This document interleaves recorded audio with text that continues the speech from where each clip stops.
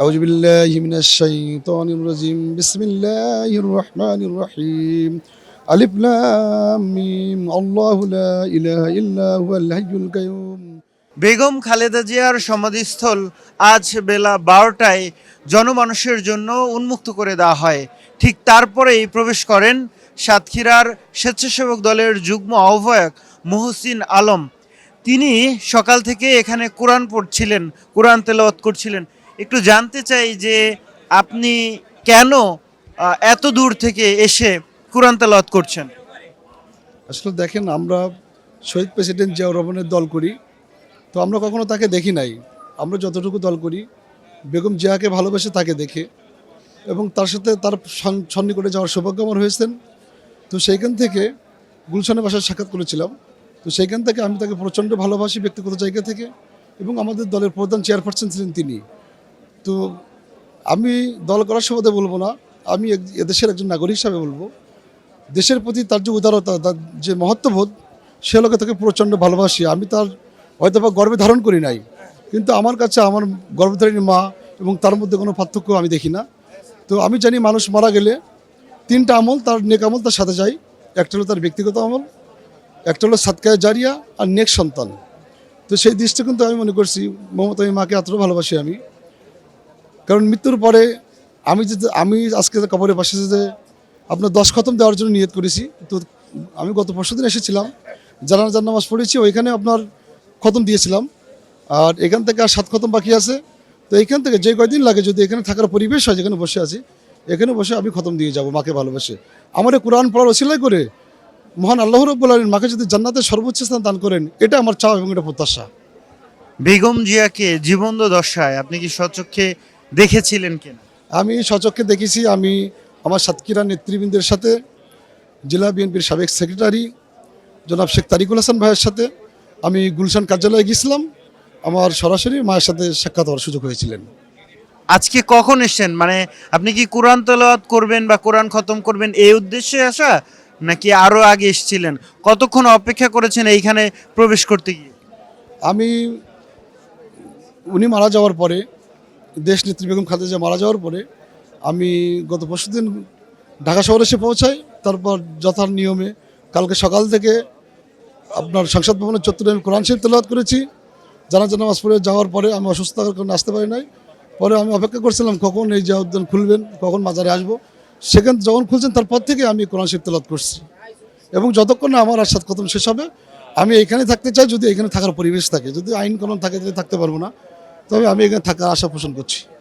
এ পর্যন্ত কয় পারা কোরআন পড়েছেন?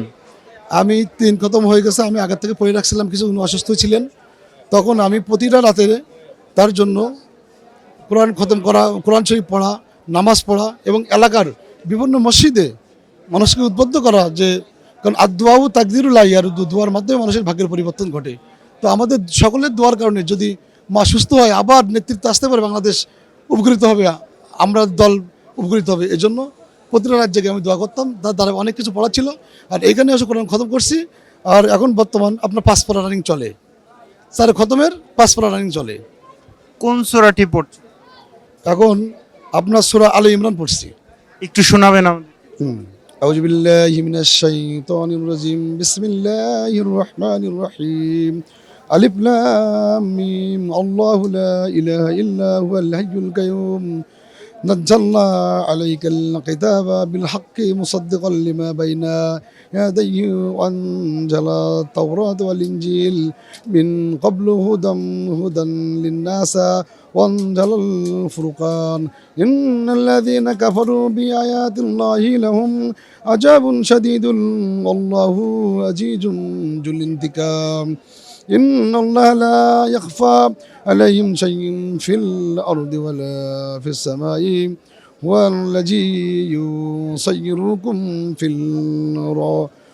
في الأرحام كيف يشاء لا إله إلا هو العزيز الحكيم والذي أنزل عليك الكتاب منه الآيات محكمات هن أمهات الكتاب وآخر متشابهة فأما الذين في قلوبهم زيغ فيتبعون ما تشابه منهم ابتغاء فتنة وابتغاء تأويله وما يعلم تأويله إلا الله والرسيخون في العلم يقولون ما أن به كل من عند ربنا وما يذكر إلا أولي الألباب ربنا لا تزغ قلوبنا بعد إذ هديتنا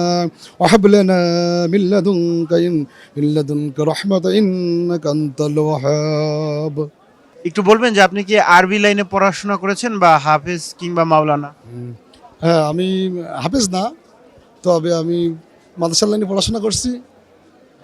তো যার ধারাবাহিকতা আমি কোরআন শরীফ, আমি ছোট্টবেলা থেকে, আমার বাবা একজন মওলানা মানুষ, হুজুর মানুষ, আমার পরিবারটা খুব ধর্মপ্রাণ পরিবার, সো সেইখান থেকে আমার বেড়ে ওঠা, আর আমি পারি আমি সবগুলো আর কি।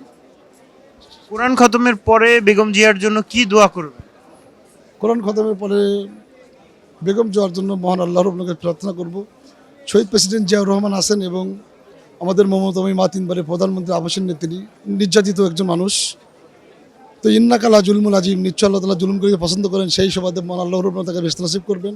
আর আমি সন্তান হিসাবে একজন মায়ের জন্য যে দোয়া করলে হয়, আমি সেই দোয়াটা করব মায়ের জন্য। মহান আল্লাহ রাব্বুল আলামিন তাকে জান্নাতের সর্বোচ্চ স্থান যেন দান করেন, এটাই চাওয়া। ধন্যবাদ। আসসালামু আলাইকুম, সকলকে ধন্যবাদ।